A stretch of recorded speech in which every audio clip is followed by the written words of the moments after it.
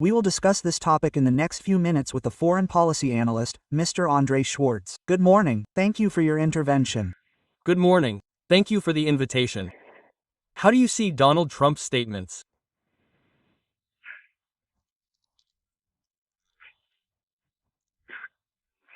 Donald Trump is gradually realizing that Vladimir Putin, the Kremlin dictator, as you have well presented him, does not want to reach an agreement on Ukraine.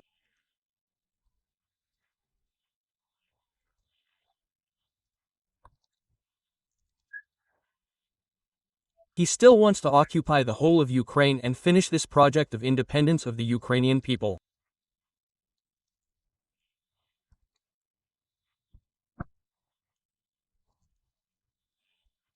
He continues, persists in the idea that the Ukrainian people do not actually exist and that Ukrainian statehood, therefore, is based on false principles, that in fact everything is the territory of the Russian people.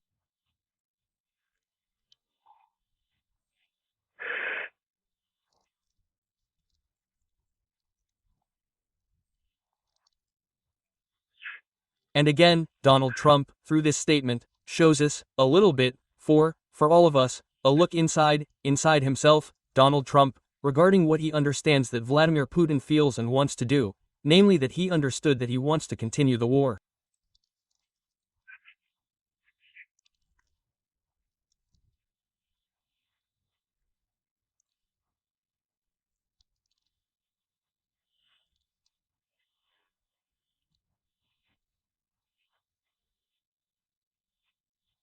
Understood that, implicitly, we, the West is the part of the West, fortunately for a long time, but we, the collective West, as the dictator from the Kremlin says, are not doing enough, unfortunately, to help Ukraine resist these Russian attacks and that, implicitly, Putin feels that he has the cards in his hand, he has the better cards in his hand and that he can continue to launch attacks, many of them waves of suicide attacks in which he sends hundreds of thousands of Russians to certain death, but at the same time he kills Ukrainians and that, but on the other hand, he also sends North Koreans, he also sends Africans, recruits, they send and, apparently, they now want to send Afghans as well.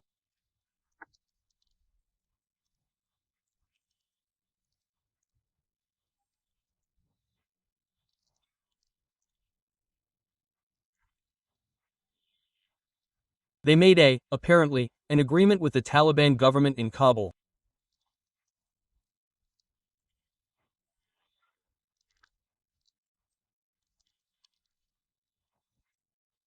So, it sends these waves of missiles at Ukraine, plus it sends waves of ballistic missiles and drones, as we saw at Kyiv, at Kharkiv, at other cities, at Kherson, at other Ukrainian cities, and that, in the end, it has more resources in all respects, including the number of the population, the number of those it can implicitly recruit and send to the front, than Ukraine, a country that even at the beginning of the war had somewhere around a third, if not less, of the population of Russia.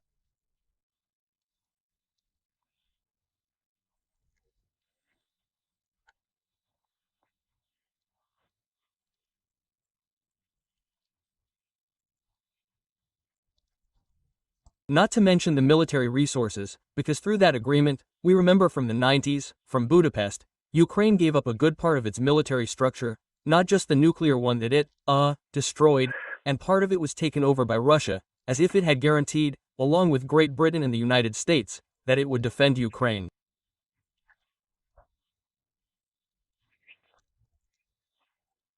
Ukraine in case Ukraine is attacked by someone else. So, Ukraine is in a difficult situation a priori from the beginning of such a conflict.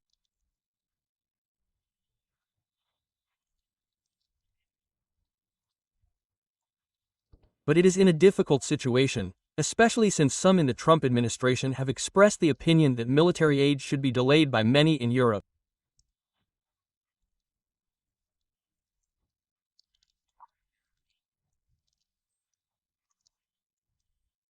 From the beginning, there have been doubts and there continue to be limitations regarding the type of weapons offered, regarding the type of military equipment, regarding the distance inside Russia from which targets can be hit by Ukrainians with military aid provided by the West.